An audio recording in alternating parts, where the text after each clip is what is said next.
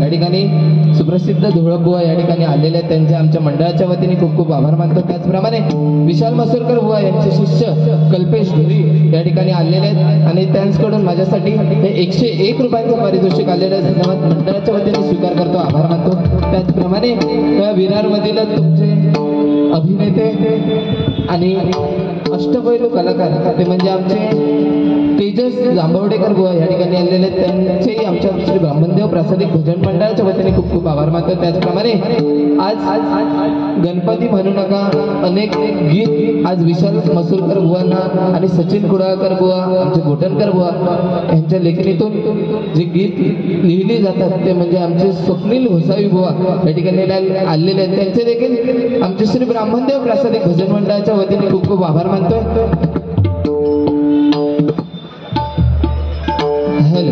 काय जन्म बघा, ज म्हणजे जन्माला येणं आणि म म्हणजे मृत्यू येणं, पण हा जो अर्धा 2.5 अक्षरांचा जन्म आहे आणि जो अर्धा न आहे तो हा फक्त नामस्मरण। आणि म्हणून आपल्याला नामस्मरण केल्याशिवाय पर्याय नाही, कारण महाराष्ट्र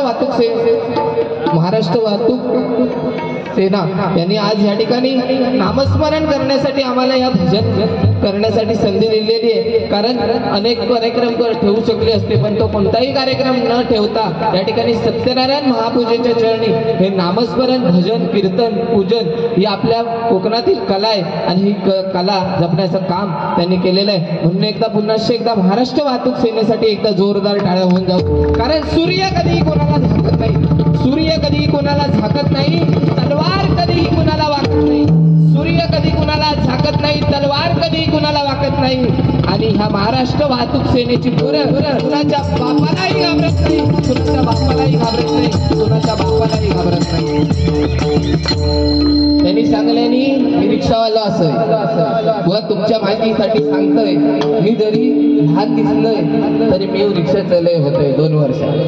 आपल्याकडे नाही लायसन, आता तुम्ही बघले येताना त्या दिवशी पण एकदा विरारला येऊन गेलं, नाही लायसन नाही बॅच हे हो चालू कोणी अडवला 100 देवा वाटेकला काय ह्यात रिक्षाचा विषय म्हणून सांगतो आपण रिक्षावाले कधी मनात विचारत नाही यात काय झालं का सगळे आजूबाजूच्या बरोबर येत रे हा समजला रिक्षा two wheeler four wheeler luxury सगळ्या ऑलराऊंडर अजून काही जेसीबी बीसीबी होय तर सांगा हा आणि सांगतात काय बुवा काय वडिलांचा तुमचा उपमा दिला कारण वडिलांच्या वयाप्रमाणे तुम्ही आहात वडिलांच्या वयाप्रमाणे तुम्ही आहात पण आज डबल बारी म्हटल्याच्या नंतर थोडंफार बोलणं गरजेचं आहे नाहीतर रामकृष्ण हरी त्याच्यापेक्षा झोप बरी अशी परिस्थिती आहे काय बुवा हॅलो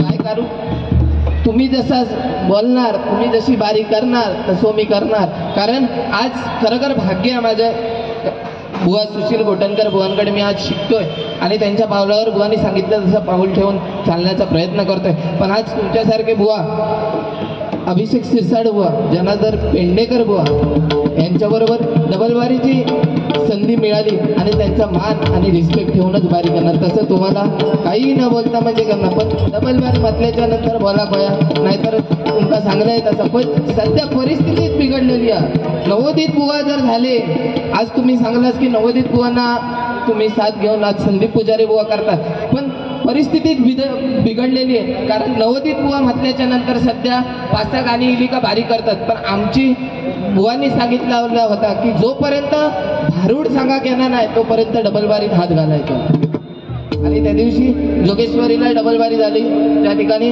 भारूड सांगण्याचा एक प्रथमतः प्रयत्न केलेला आहे आणि तो सक्सेसफुल हा त्याच्यामुळे तुम्ही जसा बोलणार तसा मी करणार आणि तुमचा रिस्पेक्ट ठेवून नक्कीच बारी करणार पण प्रथमतः भजन आहे आणि हे भजन आज भजनाप्रमाणे झालं कारण सध्या जमाना बदललेला आहे भजन म्हटलं आज माका सांगा ह्या स्टेजवर आमच्या साहेबांनी सर्व जे रिक्षावाले संघटक आहेत सर्व पदाधिकाऱ्यांनी नाही कोणाक दुसरा ऑर्केस्ट्रा बिर्केस्ट्रा ठेवू शकले असते पण त्यांचा हेतू काय या सत्यनारायणाच्या चरणी दुसरं काही न होता या ठिकाणी फक्त आणि फक्त नामस्मरण झालं पाहिजे फक्त आणि फक्त नामस्मरण झालं पाहिजे नाहीतर तुमका माहिती आहे सध्या राती अर्धराती हा आपल्या कोकणात हे होती पण रोखले हो हॅलो हॅलो त्याचप्रमाणे या ठिकाणी जीवदानी मातेचे बुवा खरखर माझ्या पटकन लक्षात नाही तुम्ही खरं म्हणजे सांभाळून घेऊ तुम्ही सांगलास आज जीवदानी मातेच्या चरणाशी या ठिकाणी नतमस्तक होतो आणि तिचे खूप खूप आशीर्वाद घेतो त्याचप्रमाणे आज हनुमान जन्मोत्सव बुवा हनुमंतासारखा रामाचा भक्त नाही आज या श्रीरामाने बघा काही कालावधीपूर्वी सांगितलेलं हनुमंताला जाऊन सीतेचा शोध घेऊन ये पण तो हनुमंत फक्त सीतेचा शोध घेऊन आला कारण